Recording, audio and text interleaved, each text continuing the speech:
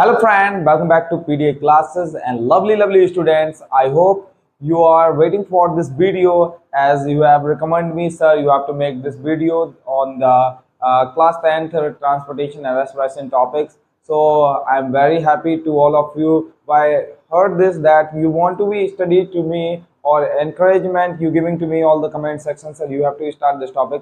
So as you are waiting for this topic, I'll come up with this topic. So I hope you enjoyed this video और मैं आपसे कहना चाहूँगा आप जैसे कि इंतजार कर रहे थे हम इस वीडियो को लेके आए हैं, बस इतना ही कहूँगा आप मेरे साथ all you have to be connected with the PDA classes. I'll give the entire data as you want, all not only just biology but also chemistry and also the physics. Just you have to wait because sometimes it take a little bit time because I have to make also the 8th class and 9th class videos or also for the defense aspirants.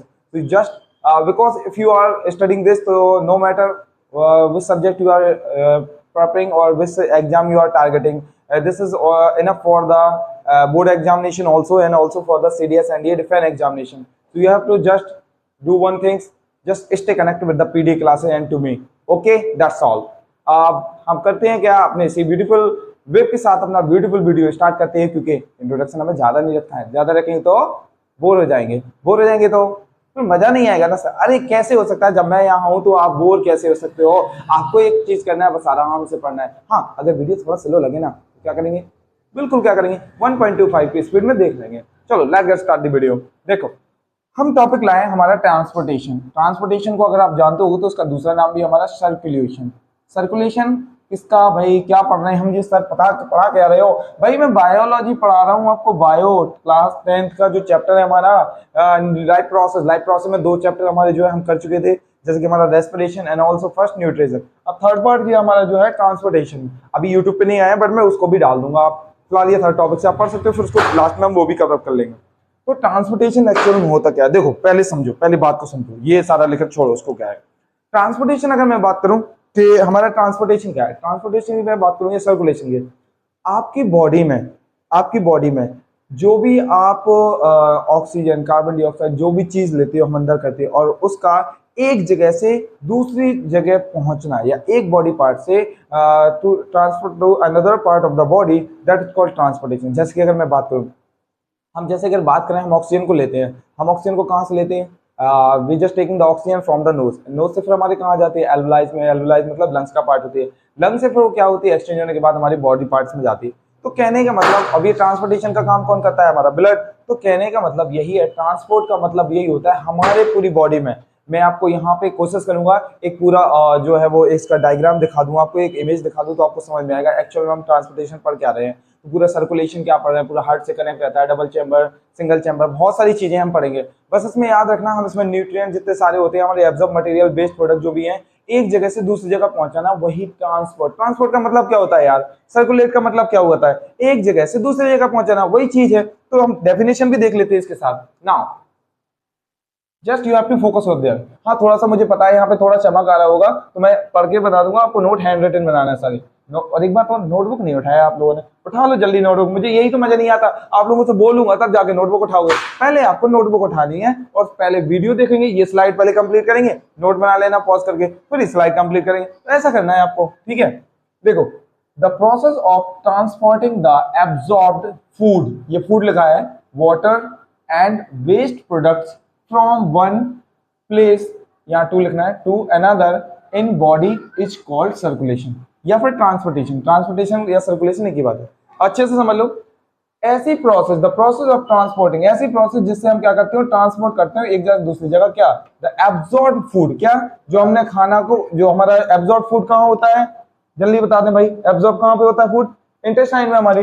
Absorb food हुआ, water हुआ या waste product कोई भी हुआ, एक जगह से दूसरी जगह, उसी को हम ट्रांसपोर्टेशन सर्कुलेशन कहते हैं। बात समझ में आ गई तो बता दूं, कुछ नहीं था, सिंपल चीज थी। जो भी हमारा क्या होता है एब्जॉर्ब मटेरियल जो भी होगा, फूड हो, वाटर जो भी हो, एक जगह से दूसरी जगह पहुंचाना, उसको ट्रांसपोर्टेशन कहते हैं। बात सिंपल थी तो मैंने बता दी। बात कर लेते हैं थोड़ी सर्कुलेशन के टाइप्स की। देखो सर्कुलेशन 2 टाइप्स के होते हैं, इतना इनफ है भाई, इतना इनफ है, अच्छे से सुनते जाओ। टाइप्स ऑफ सर्कुलेशन की बात करें तो 2 टाइप के होते हैं, एक तो हमारा है ओपन सर्कुलेटरी सिस्टम और दूसरा है हमारा कौन सा, क्लोज सर्कुलेटरी सिस्टम। बात कहिए क्या सर, ये तो समझ में ही नहीं आया। एक्चुअली मैं आपको बात करूं, हमारा जो सर्कुलेटरी सिस्टम है वो क्लोज है, ठीक है। हमारा जो सर्कुलेटरी सिस्टम है वो क्लोज है। अगर मैं आपको यहाँ पे डायग्राम थोड़ा सा बना के बताऊँ, थोड़ा देख लो इधर, थोड़ा देख लो, थोड़ा देख लो, ये प्यारा प्यारा नन्ना मुन्ना हमारा हार्ट है। देखो ऐसे ही समझते हो तुम लोग हार्ट, ऐसे ही होता है ना दिल। ये दिल है कि मानता नहीं है, बिल्कुल नहीं मानता है भाई। अरे मनाना है भाई, बोर्ड एग्जाम है, करोगे क्या, और क्लास पढ़नी है, सीडीएस एनडीए निकालना है कि नहीं, बिल्कुल। और ये हो गया हमारा क्या, यहाँ पे मान लो अपना लंग्स है, ये लंग्स है। लंग्स कैसे बना है भाई, भाई लंग्स का एल्विलाई होता है ना, एल्विलाई पढ़ा होगा आप लोगों ने, एल्विलाई नहीं पढ़ा है तो पढ़ लेना भाई। एल्विलाई, ये एल्विलाई, एल्वियोलाई, ठीक है, एल्विलाई, एल्विलाई। तो आपको ये तो पता ही होगा, ये डबल चैम्बर्ड होता है हमारा, ठीक है, और 4 चैम्बर हार्ट होता है, डबल नहीं 4 चैम्बर होते हैं। अब ये रहता है हमारे बॉडी पार्ट, कोई भी सेल मान लो यहाँ पर भी, तो ये जो कनेक्ट रहती है हमारे इस तरीके से रहती है, यहाँ रहती हैं, और ये हमारा यहाँ कनेक्शन, ये आपका यहाँ कनेक्शन। ये मैंने डायग्राम आप लोगों को बताया था। आई होप आपके चैप्टर में जब आप बुक खोलोगे तो बुक में यही डायग्राम मिलेगा आपको। ये जो हमारा होता है आर्टरी हो गया, वेन हो गया, पल्मोनरी वेन, पल्मोनरी आर्टरी, इसका नाम पढ़ेंगे आगे, हम इसको बताऊंगा। ये कोशिश करूंगा आपको डायग्राम में दिखा दो तो समझ में आना है। तो देखो आपको पता चला ये हमारा लंग्स का पार्ट है, लंग्स का पार्ट है, और ये हमारा हार्ट है, ये हार्ट है, ये हार्ट है, और ये क्या है, ये सेल है कोई, जहाँ पे हमारा जाना है, ब्लड जाना है, या फिर जो भी एब्जॉर्ब मटेरियल उसका ट्रांसपोर्ट होना है एक जगह से दूसरी जगह होना, ठीक है कि नहीं।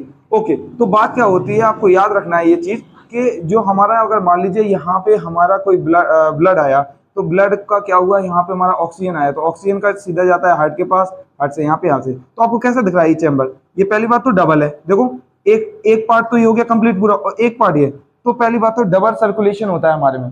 बात समझ में आ रही कि नहीं, single circulation, double circulation, double circulation. दूसरी बात क्लोज्ड है, देखो पूरा पूरा क्लोज्ड है, कहीं से भी लीक नहीं होता है, तो ये क्लोज कहलाता है। ओपन कैसा होगा, ओपन ऐसा होगा जो कॉकरोच वगैरह में पाया जाता है उनका ओपन होता है, जो रहता है, जो हार्ट से जो कनेक्शन रहता है इनका, अरे यार क्या हार्ट बना, ये मान लो हार्ट है हमारा, उनका रहता है जो ऐसे ओपन रहता है, ये डायरेक्टली उनके टिश्यू में नहीं जाता, टिश्यू के पास नहीं जाता, ऐसे ओपन रहता है, ऐसे ओपन रहता है उसका एरिया। तो ये भी याद रखना है इनका, याद रखोगे कि नहीं रखोगे, बिल्कुल रखोगे।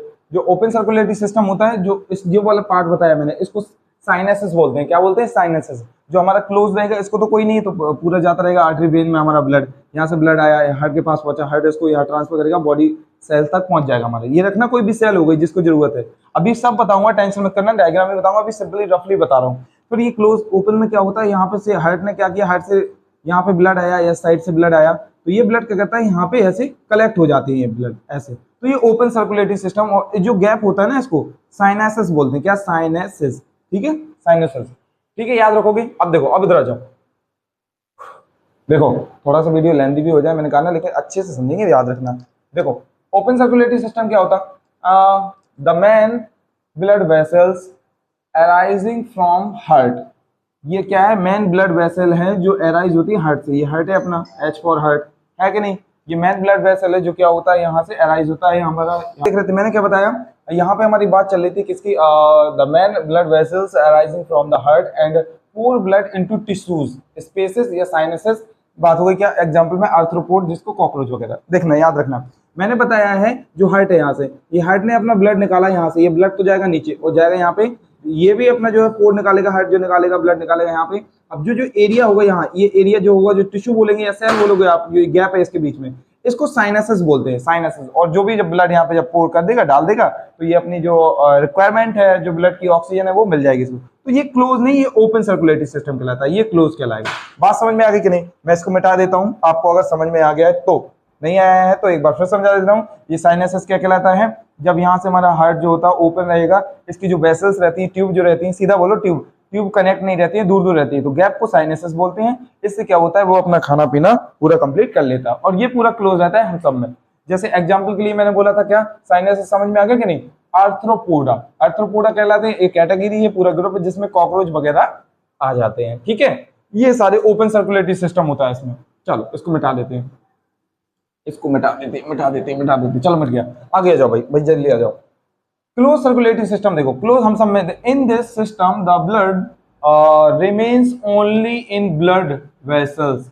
इसमें क्या होता है, ये हमारा ऐसा सर्कुलेटरी सिस्टम है जिसमें जो ब्लड है हमारा केवल और केवल रह जाता है किसमें, ब्लड वेसल्स में, and carries to various organ through the vessels and capillaries. जो अभी मैंने बताया ना, ये हमारा जो हार्ट है, जो कनेक्ट रहता है कि हमारा जो एल्वुलाइज हुआ, इसमें क्या रहता है, ऐसे कनेक्शन रहता है हमारा, और ये नीचे टिश्यूज के पास कनेक्शन रहेगा ऐसा। तो इसमें होता क्या है एक्चुअल में, मैंने बताया था ना एक्चुअल में इसमें क्या होता है, ये वेसल्स जितनी सारी होती है इसको ब्लड वेसल्स ही बोलते हैं, ठीक है, याद रखना। जो आप समझोगे कि सर ये बता दो वेसल्स क्या है, ये ब्लड वेसल्स क्या है, वेसल्स का मतलब ये ट्यूब वगैरह जिसको आर्टरी वेन्स बोलते हैं। इसको अगर मैं नाम भी दूं तो हमारा ये क्या बोलते हैं इसको, पल्मोनरी, सॉरी, ये आर्टरी, ये वेन, ये पल्मोनरी वेन और ये पल्मोनरी आर्टरी, ठीक है, ये नाम भी हो जाते हैं अपने से। तो ये इन्हीं में पूरा ब्लड बहता रहता है। पहले सबसे पहले ब्लड आएगा यहाँ पर, फिर इससे निकल के नीचे आएगा, यहाँ पे आएगा, यहाँ यूज होकर कार्बन डाइऑक्साइड ब्लड आएगा, फिर यहाँ से निकलते हुए नीचे गिराएगा और ऐसे जाएगा। ये पूरी प्रोसेस होती है। तो याद रखना इन दिस सिस्टम, इस सिस्टम में जो ब्लड होता है हमारा रिमेन्स ओनली इन क्या, ब्लड वेसल्स, केवल ब्लड वेसल्स में ही रहता है, and carries to the various organ through the vessels. और क्या करता है, ये कैरीज करके ले जाता है ब्लड को अलग अलग ब्लड वेसल्स में। अब ये भी इससे छोटी छोटी ब्लड वेसल्स कनेक्ट होती हैं, ऐसी छोटी छोटी, एंड कैपिलरीज, कैपिलरीज और फाइन्स होती हैं, याद रखना। अब इसमें एग्जांपल में ह्यूमन बीइंग्स आ गया, एनालिट्स जिसमें अर्थवॉर्म वगैरह आ जाते हैं, ये इस कैटेगरी में। आई होप आपको समझ में आ होगा जो मैंने बताया है, छोटा सा पॉइंट था। So this is the point we have to be discuss here, and now we are moving on further on, and so we have completed the definition of our transportation and also the open circulatory system and also the closed circulatory system. Now you have to be move on, and here is the system where we have to be some discuss little bit things. Now in human beings circulatory system are of two types. How many types circulatory system? Circulatory system are of two types. अब now sir you have to be say here sir ये हमने यहाँ पे पढ़ा था क्या, types of circulation, open circulatory, close circulatory system, तो हम वही पढ़ चुके हैं। बट हमें बात याद रखनी है कि जो हमने सर्कुलेशन सिस्टम है ये ह्यूमंस का पढ़ रहे हैं, ये ह्यूमंस का पढ़ रहे हैं, हम लोग अपना पढ़ रहे हैं। ये एक्चुअल में हमने सारा पूरा जितने सारे थे एनिमल्स का, सबका, अब स्पेशली हम किसका, ह्यूमंस का पढ़ रहे हैं। बात याद रखना, तो भूल नहीं जाना, तो याद रखोगे आप लोग। ये टू टाइप्स हम अब ह्यूमंस का पढ़ रहे हैं, ये टू टाइप्स हमने पढ़ा था सारे एनिमल्स का। ओके चलते हैं, बात आगे करते हैं। नाउ पहला लिखा है, पहला का ब्लड सर्कुलेटरी सिस्टम, हमारा ब्लड सर्कुलेटरी सिस्टम है। पहला इसमें पार्ट है हमारा ब्लड पढ़ेंगे हम, फिर ब्लड वेसल्स पढ़ेंगे, फिर हार्ट पढ़ेंगे हम लोग। बात समझ में आई कि नहीं? अब ये होता क्या है सर, सब समझाता हूँ, क्यों घबरा रहा है भाई, सारी चीजें बताऊंगा, बस अभी सुनते जाओ। जब हम ब्लड सर्कुलेटरी सिस्टम पढ़ेंगे तो इसमें पहले ब्लड पढ़ेंगे हम, फिर ब्लड वेसल्स पढ़ेंगे, ब्लड वेसल्स में हमारी आर्टरी वेन्स वगैरह आ जाएंगी, और हार्ट तो पढ़ना ही पढ़ना है हमें। फिर लिम्फेटिक सिस्टम पढ़ेंगे। लिम्फेटिक सिस्टम में एक तो लिम्फ होगा हमारा, और लिम्फेटिक वेसल होगी हमारी, या लिम्फ वेसल होगी। लिम्फ क्या होता है, ये फिल्टर टाइप ब्लड होता है, पढ़ेंगे वो भी जब हम बात करेंगे। आई होप आपको मैं एक इमेज दिखाऊंगा, वहां पे आप देख लेना, सारी चीजें पता चल जाएगी। अब ब्लड के बारे में थोड़ा पढ़ते हैं। देखो अब पहला पार्ट हम ब्लड पढ़ते हैं, किसका, ब्लड सर्कुलेटरी सिस्टम का। नोट बनाते जाना अच्छे से, सुनते जाओ। पहला लिखा है blood, it is a fluid connective tissue. ये क्या है, ये फ्लूइड कनेक्टिव टिश्यू। फ्लूइड का क्या होता है मतलब, वाटरी टाइप, लिक्विड टाइप का fluid connective tissue which transport the materials to different body parts. अब याद रखना, हम लोग, आपने अगर क्लास 9 अच्छे से पढ़ी है, आपने पढ़ी होगी अच्छे से, तो आपने ब्लड को पढ़ा होगा जो हमारा क्या है, फ्लूइड कनेक्टिव टिश्यू है, ठीक है, याद रखना। कनेक्टिव टिश्यू है कौन सा, फ्लूइड कनेक्टिव टिश्यू। और ये क्या होता है, it is a fluid connective tissue which transport the material to different body part. अब देखो ब्लड तो हमारी पूरी बॉडी में है, और वो मटेरियल को एक जगह से दूसरी बॉडी में ट्रांसफर करता रहता है। क्या लिखा है दूसरा, blood can separate by the process या by the method centrifugation method. अब देखो याद रखना, अभी पढ़ते हैं हम ब्लड को, थोड़ी चीज यहाँ पे याद रखना। ये तो हमने ब्लड के बारे में पढ़ लिया कि फ्लूइड कनेक्टिव टिश्यू है, ये क्या कहता है, ब्लड को अगर आपको सेपरेट करना है तो ब्लड में भी कई प्रकार के हमारे क्या होती है, there are the many type of the cells in the blood. First blood is divided into two part, plasma and blood vessels. अब यही चीज हमें पढ़नी है, बट इससे पहले चीजें देख लो। और हमने कहा अगर आपको ब्लड को अलग अलग करना है, जैसे आपने नाम सुना होगा WBC, RBC, प्लेटलेट, सुनते नहीं हो, पड़ोसी वाला कहता होगा sir I got my platelet down. तो प्लेटलेट डाउन, ये प्लेट्स क्या होती है, कहते हैं प्लेट्स डाउन हो गई उसकी। प्लेट क्या होता है भाई, प्लेट नहीं बोलते उसको, प्लेट्स बोलते हैं, प्लेटलेट्स बोलते हैं। उसका मीन्स होता है it is a fluid connective tissue. और हमारा क्या है, ये हमारा क्या है, ब्लड कॉर्पस्कल्स है, याद रखना। अभी पढ़ाता हूँ, सब ध्यान से बताएंगे। फिलहाल ये रखो कि सेंट्रीफ्यूगेशन मेथड से हम क्या करते हैं, ब्लड को अलग अलग कर सकते हैं। उसमें कौन कौन सी सेल्स है, कैसे सब दिखते हैं। देखो क्या होता है, एक मशीन होती है सेंट्रीफ्यूगेट मशीन। ये वो मशीन ऐसी होती है, देखो मैं आपको बता भी दे रहा हूँ थोड़ा थोड़ा डायग्राम, अगर आपको जानने की कोशिश करना है। उसमें ऐसे कुछ ट्यूब्स लगे रहते हैं, ऐसे करके, लाइक दिस, ऐसे और ऐसे। अब होता क्या है, ये सेंट्रीफ्यूगेट मशीन को क्या करता है, इसमें ब्लड डाल दिया जाता है, उसमें ट्यूब फंसा दी जाती है, ट्यूब टेस्ट ट्यूब होती है ना, वो फंसा दी जाती है। टेस्ट ट्यूब ऐसे फंसा देते हैं, इनमें सब डाल देते हैं। डालने के बाद जब हम चेक कराने जाते हैं ना ब्लड में कितना हमारा RBC है, कितना WBC है, सब पता करने के लिए, तो उसमें डाल देते हैं। और इसको क्या करते हैं, इसको राउंड अप कराते हैं, मतलब गोल गोल घुमाते हैं। ये लगभग क्या करती है 1 मिनट में, ठीक है ना। अगर मैं बात करूं हमारी 1 सेकंड में, 1 सेकंड में बात करूं, 1 सेकंड में 5000 के ये राउंड लगा जाती है। कितने? 5000 राउंड लगा जाती है ये, ठीक है। इतनी हार्ड मशीन चलती है, ठीक है। तो याद रखना ये, तो इतना यहाँ पर आप मान लो एक रफली डाटा बताया मैंने, 1 सेकंड में 2000 टाइम राउंड लगाएगी। तो आप बताओ, अगर आपको सपोज मैं करूं, आपको ऐसी मशीन में लगा दूं मैं, और उसके गोल गोल चक्कर लगाऊं, कितना 1 सेकंड में वो कितने 2000 1000 लगभग कितना कोई राउंड अप लगाए, तो क्या होगा आपकी, क्या होगा? सर कुछ नहीं हुआ, मेरे हाथ पैर आंखें बाहर हो जाएंगे, सारे सारे अंजड़ पंजर ढीले हो जाएंगे हमारे। समझ में आया कि नहीं? ऑब्वियसली होगा यार, जब आप किसी चीज को, आप अपनी बॉडी को राउंड अप कर दोगे इतने हार्ड और फास्टली, तो आपके सारे बॉडी पार्ट अलग हो जाएंगे। सेम वे में ब्लड में भी सेम यही होता है, जब ये राउंड अप लगाती है ना इतनी स्पीड में, तो ब्लड के सारे पार्ट्स अलग अलग हो जाते हैं। उसमें क्या क्या WBC RBC और सब कुछ अलग हो जाता है, जिसमें हमारे ब्लड में 3 चीजें होती है, 4 चीजें याद रखना। सबसे पहले जो होता है हमारा 55% जो होता है आपका ब्लड में प्लाज्मा होता है, और फिर जो सबसे ज्यादा ऊपर जो रहता है, सबसे ज्यादा ऊपर वाले पार्ट में जो रहेगा, जब ये राउंड अप होने के बाद, ये टेस्ट ट्यूब का डायग्राम ना है, आप भी बना लेना अच्छे से, आपकी बुक में भी होगा। तो 55% ऊपर प्लाज्मा आ जाता है, ये थोड़ा लाइट वेटेड होता है, सबसे ऊपर रहेगा प्लाज्मा, कितना 55%। फिर WBC और प्लेटलेट ये सबसे कम होती हैं, तो इनका काउंट लगभग आप मान लो यहाँ अगर लिखना है तो 0.00 कुछ 2% होता है। फिलहाल मैंने इसी में डाटा लिख दिया कि ये पूरा 75 हमारा 55 और 45 दोनों मिला के 100 कर दिया, बट ये 0.002 कुछ होता है। RBC की मात्रा हमारी जो होती है 45% होती है। बात याद रखोगे कि नहीं? याद रखोगे तो बता दो। बिल्कुल रखेंगे सर। तो RBC हमारी बॉडी में बहुत ज्यादा होती है। सबसे ऊपर हमारा प्लाज्मा होगा, बीच में हमारा प्लेटलेट WBC और RBC सबसे नीचे। ऐसे आपका ब्लड चेक हो जाता है, यहाँ से अपना ML वगैरह रहता है तो उससे काउंट कर लेते हैं, पता चल जाता है आपकी बॉडी में RBC WBC कितनी है। बात समझ में आई? और ये प्लाज्मा क्या सर है, अभी कंप्यूटेशन कर रहा है, बस याद रख ले। आप लोगों सब लोग को याद रखना है WBC की जो साइज सबसे बड़ी, फिर RBC की, फिर प्लेटलेट की। याद रखोगे?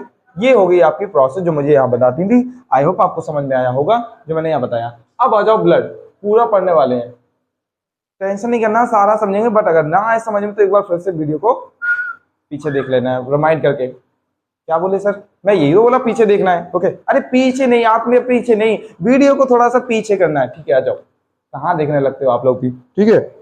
तो ब्लड हम लोग बात कर रहे थे, ब्लड को हमने 2 पार्ट में डिवाइड किया। देखो इधर, blood divided into 2 parts, 2 parts में डिवाइड किया है। एक तो हमारा होता है ब्लड का पार्ट जो एक लिक्विड पार्ट है, और दूसरा हमारा सॉलिड पार्ट है। ओके, याद रखना। बाहर थोड़ी आतिशबाजी हो रही है, बच्चे थोड़ा जश्न मना रहे हैं। तो देखो यहाँ पे लिक्विड वाला पार्ट से जो हमारा है वो क्या होता है, इसमें लिक्विड ब्लड को अगर आप डिवाइड करोगे ना तो 2 पार्ट्स होते हैं ज्यादातर उसमें। एक तो प्लाज्मा होता है हमारा, और दूसरा इसमें ब्लड कॉर्पस्कल्स। लिक्विड जो प्लाज्मा होता है वो हमारा पूरा लिक्विड पार्ट है, जो हमारा 55% होता है। कितना? 55%। अच्छे से डाटा याद रख लो। ब्लड को जब आप डिवाइड करोगे तो 2 पार्ट में डिवाइड होगा, एक तो हमारा लिक्विड, सॉलिड वाला पार्ट। लिक्विड वाले पार्ट को प्लाज्मा बोलते हैं हम लोग, प्लाज्मा को 55% होता है, और सॉलिड वाला पार्ट है ब्लड कॉर्पस्कल्स, ये 45% है। ठीक है, इतनी बात रखोगे। ब्लड कॉर्पस्कल्स में यही सारी चीज आ जाती है जो मैंने बताई, WBC RBC और प्लेटलेट। RBC WBC प्लेटलेट, अरे RCB नहीं कहते ना, क्रिकेट वाला IPL ना, वो नहीं। हमारे बात चल रही है RBC, ठीक है, रेड ब्लड कॉर्पस्कल्स, ठीक है, ना कि रॉयल चैलेंज बेंगलोर, क्योंकि आप लोगों को ज्यादातर क्रिकेट ही याद आती है, मुझे मालूम है। तो याद रखना, ये हमारा क्या होता है, ब्लड कॉर्पस्कल 45% है, इसमें RBC हमारा, WBC और प्लेटलेट होता है। अब थोड़ा बात कर लें हम लोग किसकी, हमारे लिक्विड जो पार्ट है प्लाज्मा, प्लाज्मा की बात कर लेते हैं। प्लाज्मा एक्चुअल में 55% है। इसमें होता क्या क्या है, तो देखो आप लोग जब लोग लिखो ना एग्जाम में, या एग्जाम में लिखो, आपसे क्वेश्चन पूछे जाए तो इस तरीके से नोट बनाना, और ये नहीं कंसाइज वे में लिख दिया 90 से 92% पार्ट। थोड़ा जैसे अगर आप बोर्ड एग्जाम में लिख रहे हो, सपोज मान लो मैं बोर्ड के स्टूडेंट मान रहा हूँ, जो कॉम्पिटिशन एग्जाम की है वो तो छोड़ दो, वो तो शॉर्ट ही लिखना है उनको। अगर आप बोर्ड एग्जाम तो कैसे लिखना, लाइन तो बनानी है ना हमें, आप मार्क्स कैसे मिलेंगे, लाइन मार्क्स मिलेंगे तभी आप लाइन को ज्यादा बड़ा बड़ा करके लिखोगे। बात समझ में आ रही कि नहीं? माइक दे रहा हूँ, थोड़ा खराब ना हो जाए। तो याद रखना, इट इज आप लोग लिखोगे it contain the water 90 to 92% in the plasma, ऐसे लिखना, थोड़ी लाइन बड़ी हो जाए। तो शॉर्ट में नहीं लिखना, बोर्ड में तो शॉर्ट करते ही नहीं आगे। तो हमारा जो प्लाज्मा है जो किससे बना है, 90 से 92% हमारा इसमें वाटर है। अब इसमें 1 से 2% ऑर्गेनिक सब्सटेंस होते हैं। SUB का मतलब सब्सटेंस, याद रख लेना, लिख लेना। अब ऑर्गेनिक सब्सटेंस कौन से, आयंस वगैरह, यूरिया वगैरह, ये ऑर्गेनिक सब्सटेंस है। इसमें 1 से 2% हमारा ऑर्गेनिक सब्सटेंस होते हैं, जैसे कि शुगर, लैक्टिक एसिड, इसी को ग्लूकोज, शुगर ग्लूकोज की चीज है। तो ये भी होता है हमारा 1 से 2% ऑर्गेनिक, 1 से 2% हमारा इनऑर्गेनिक। सॉरी, 6 से 8% हमारा प्लाज्मा प्रोटीन भी होता है इसमें, याद रखना, इसमें 6 से 8% प्लाज्मा प्रोटीन भी होता है। अच्छा, ये भी बात सही है सर, होता है तो होता है। क्या कह सकते हैं, it is pale yellow in colour, ये कलर में कैसा होता है, हल्का सा पीला टाइप का होता है। ये आप तो मुझे ब्लैक ही था मेरे पास मार्कर, तो मैंने ब्लैक बनाया। याद रखना, प्लाज्मा जो आपका होता है ये पेल येलो टाइप का होता है, हल्का सा येलो टाइप का, ठीक है। अब बात करते हैं हम लोग कैसे सॉलिड पार्ट, जिसमें हमारा ब्लड कॉर्पस्कल्स है। डायग्राम अच्छे से बनाना, ध्यान से बनाना। ब्लड कॉर्पस्कल्स 45% हमारा, इसमें आरबीसी, डब्ल्यूबीसी और platelet. Red blood corpuscle, full नाम लिख लेना, व्हाइट ब्लड कॉर्पस्कल्स, इसका प्लेटलेट। पढ़ते हैं पहले हम लोग आरबीसी के बारे में। आरबीसी की बात करूं तो इसका डायग्राम कुछ लाइक जैसे होता है, सर्कुलर और वाई कॉनकेव होता है। इसके जो डायामीटर, लिख लेना इसका डायामीटर जो मैं लिखा है यहाँ पे 7.5, ये यू जो बनाए, यू नहीं है, ये माइक्रोमीटर लिखा है, माइक्रोमीटर। तो 7.5 माइक्रोमीटर डायामीटर इसका। तो कैसे लिखोगे, आरबीसी डायामीटर इज 7.5 माइक्रोमीटर। इसके अंदर क्या होता है, हीमोग्लोबिन, एचबी का मतलब हीमोग्लोबिन, फुल फॉर्म लिख लेना।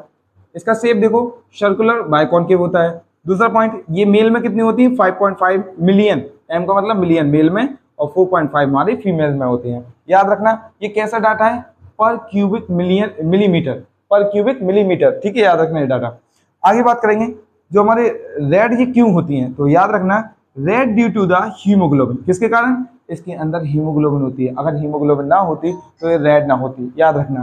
तो red due to the haemoglobin, ठीक है। दूसरा पॉइंट अगला देखो, at maturation lost all cell organelles, ये भी याद रखना। मैच्यूरेशन के दौरान ऑर्गेनल्स तो आपको पता ही होगा, सारे ऑर्गेनल्स क्या कहलाती है। अगर नहीं पता है तो सेल टॉपिक आपने अच्छे से नहीं पढ़ा है, अगर पढ़ा है तो आपको पता चल जाएगा। सेल ऑर्गेनल्स का मतलब होता है जितनी सारी सेल की, माइटोकॉन्ड्रिया हो गया हमारा, साइटोप्लाज्म वगैरह हो गया हमारा, और उसके अंदर हमारा क्या होगा, साइटोप्लाज्म पार्ट तो ऑर्गन ही आ जाता है वाला, बट ऑर्गेनल्स में हमारा क्या हो गया, राइबोसोम्स हो गया हमारा, एंडोप्लाज्म रेटिकुलम हो गया, तो न्यूक्लियस हो गया, ये सारा याद रखना। ये सब लॉस्ट हो जाता है मैच्यूरेशन की दौरान, जब हमारा आरबीसी जो मैच्योर होता है तो ये लॉस्ट हो जाता है। अगला पॉइंट, ट्रांसपोर्ट ऑक्सीजन एंड, ये फंक्शन आ गया, transport oxygen and small amount of CO2।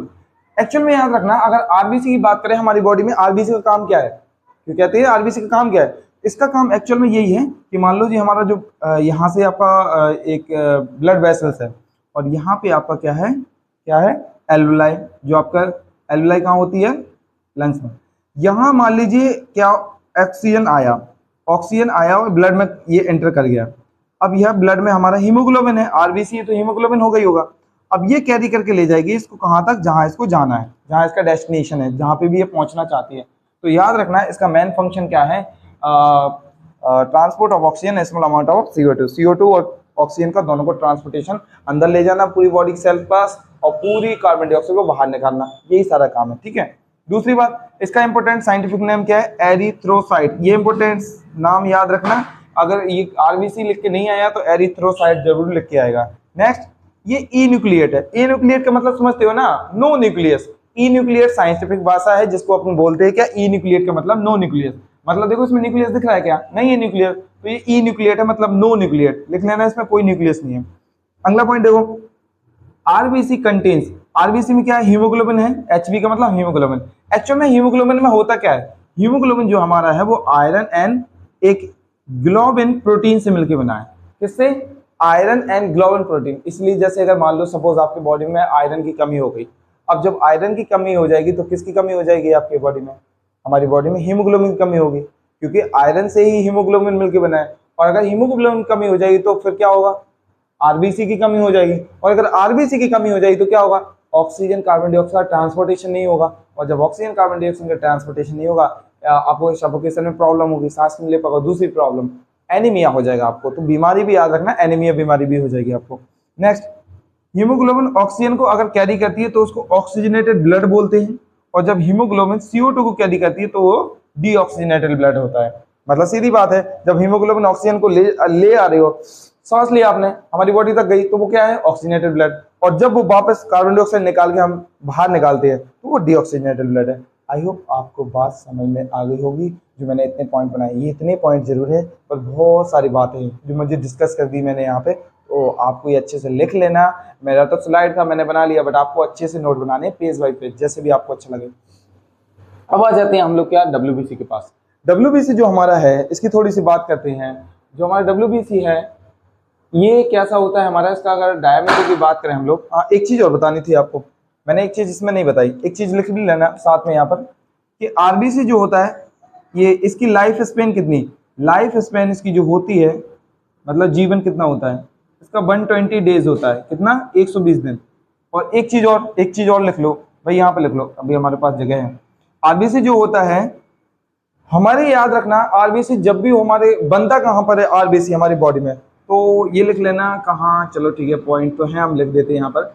RBC जो हमारा है वो, अगर मैं बात करूँ फॉर्मेशन की कहाँ होती है, तो याद रखना ये हमारे RBC फॉर्म्ड कहाँ बनती है, हमारी RBC हमारी बनती है कहाँ, बोन मैरो में। अभी सर बोन मैरो क्या है, बोन मैरो लिख लो भाई, देखो लिख लो, पॉइंट याद आ गया तो लिख लो क्योंकि जरूरी है। RBC आपकी बॉडी में कहाँ बनता है, बोन मैरो।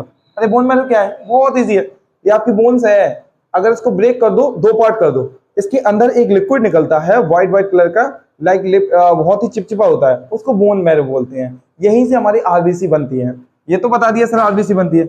अब RBC कहाँ खत्म होती है, कहाँ जनरेट हो जाती है, तो याद रखना RBC क्या है, जो मरती है, डेथ होती है कहाँ पर, डेथ स्प्लीन में। कहाँ पर, स्प्लीन। स्प्लीन को इसलिए क्या, ग्रेव यार्ड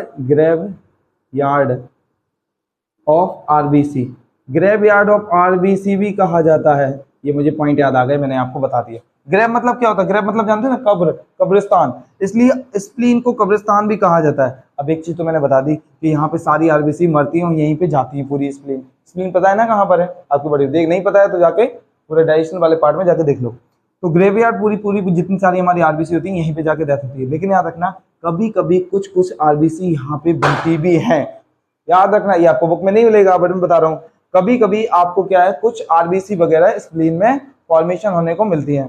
एक चीज और, अगर फॉन्ट छोटे दिख रहे हो तो 780 1080 में दिख लेना अच्छे से, ठीक है ना, याद रखना। तो स्प्लीन को ग्रेवयार्ड ऑफ हमारी RBC कहा जाता है और ये हमारे RBC फॉर्म बोन मैरो में होती है, ठीक है। ये सारी पॉइंट बताया मैंने, और लाइफ स्पेन इसका 120 डेज होता है, ओके, एरिथ्रोसाइट बोलते हैं। इतने पॉइंट थे जो मुझे आपको डिस्कस करने थे, ठीक है, समझ में आ गया होगा।